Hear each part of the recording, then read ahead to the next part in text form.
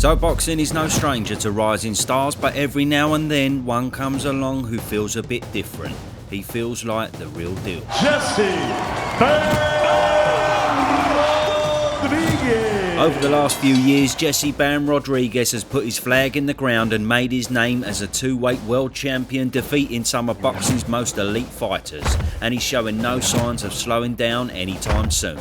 Young Bam is in the form of his life right now, currently sitting at number 6 in the official pound-for-pound rankings, and considering his age at only 25 years old, his future in the sport looks just about as bright as it gets, with many believing that the best is still yet to come for the young American. Now, Rodriguez was born on the 20th of January in San Antonio, Texas, and even in his early years he showed promise in putting his hands up and trading licks with other like-minded kids in the gym. By 2015 he'd already claimed silver at the Junior World Championships, won back-to-back US national youth titles, and all in all, his amateur pedigree was undeniable. So it wasn't long before the pros came calling. At just 17 years old, Jesse made his professional debut against Mauricio Cruz, another rookie in the sport who only had 3 fights up until that point, and after a few butterflies had left the system, Jesse got to work and won a fairly close unanimous decision over the Mexican fighter to secure his first victory in the professionals. In his next 3 though, Bam began to step on the gas and was beginning to look like the fighter we saw in the amateurs.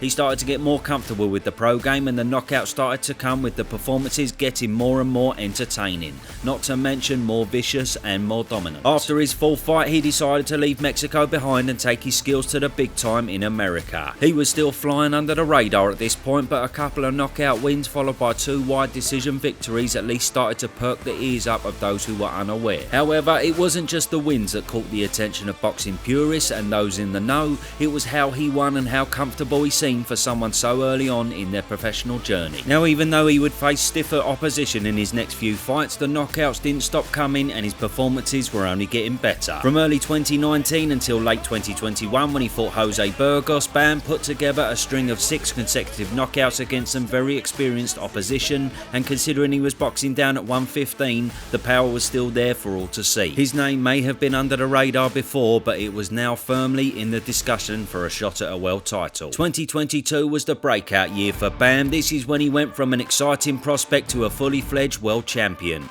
Originally scheduled to fight for a regional title, fate intervened when Rung Visai pulled out of a title bout, and Jesse stepped in on short notice to face the former world champion for the vacant WBC super flyweight title. So despite being the underdog, Bam turned up and looked like he was defending the belt rather than fighting for it. His composure, his technicality and the thudding power of the American did the job conclusively. After dropping him in the 3rd, he then cruised to a unanimous decision victory, with one judge having it 115 to 112 and the other 2 scoring it 110 to 117. In many ways this was Bam's coming out party, and it was a night where he would announce himself to the boxing world. At only 22 years old, he was the youngest active world champion at the time, yet still, as we know it, he was just warming up. So just months later, he defended his title against the man who originally pulled out, the feared Thai contender Rung Visai, who up until then had 50 victories to his name. Once again, there would be questions for the newly crowned champion to answer, but answer them he did, in a stunning performance. Jesse dropped the Thai veteran in the 7th round with a peach of a counter left hand. Rung Visai dusted himself off and finished the round on his feet, but Jesse smelled the blood and stopped him only a round later. Now looking to be on some serious form, he followed that up with a gritty decision win over Israel Gonzalez and showcased not just his power, but his poise and adaptability down the stretch. Now we knew for sure we were looking at a fully fledged pound-for-pounder.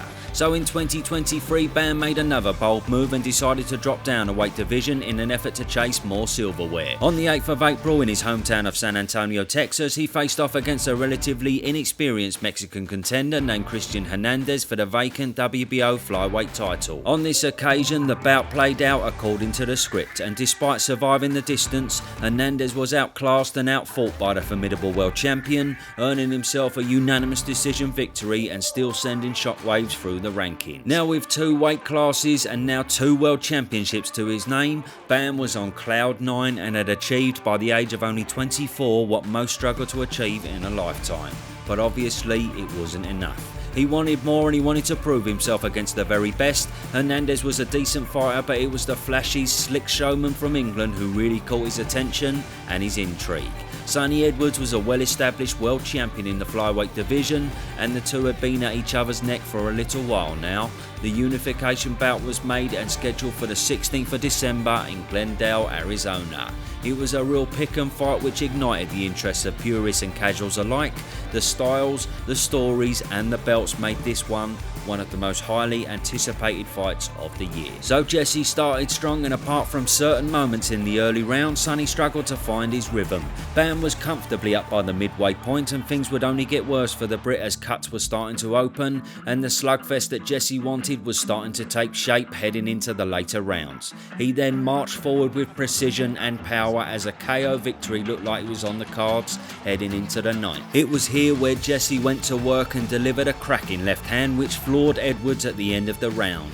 He got up and made it back to his corner, but unsurprisingly his team decided enough was enough. A noble performance from Sonny, but Bam had now added the IBF flyweight belt to his collection in a career best performance. 6 months later, Bam was back in action against the veteran Estrada, who at the time held the WBC super flyweight title. Jesse was a big favourite heading into this one, and when Estrada was down in the fourth, it looked like business as usual. However, it wasn't all plain sailing on the night as he suffered the first knockdown of his career in the 6th round. Still, he showed the minerals of a champion and climbed off the canvas to take the fight into the 7th round, where a beautiful body shot put Estrada down again, and this time he wouldn't be able to carry on. It was then on to Philadelphia 5 months later, where Jesse took on Pedro Guevara, who he also stopped inside the distance in once again emphatic fashion. So present day, and it seems like the kid can do anything at this point. He can punch, he can box, he can fight if he needs to, and he can even climb off the canvas and then go on and stop his opponent in the next round.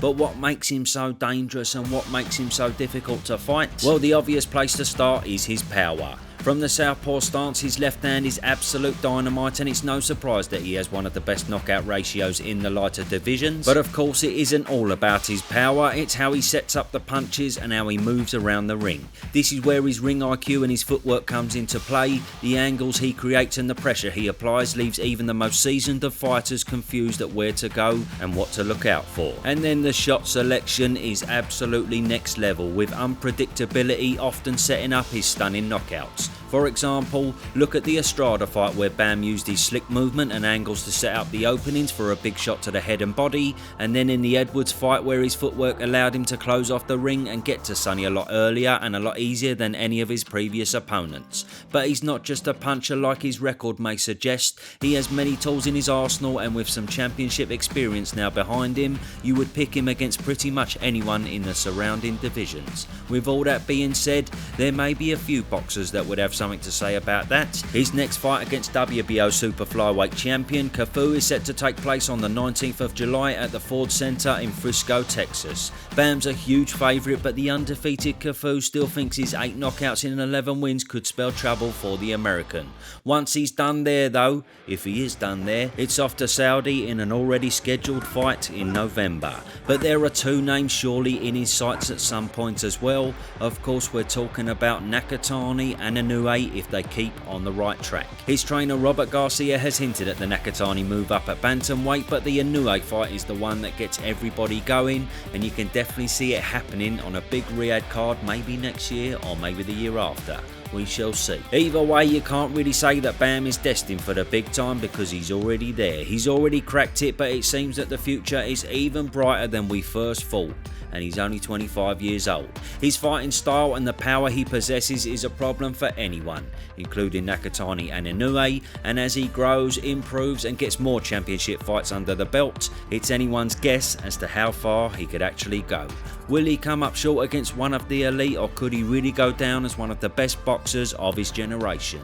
Whatever happens, when this man fights, it's bound to be a spectacle that you won't want to miss.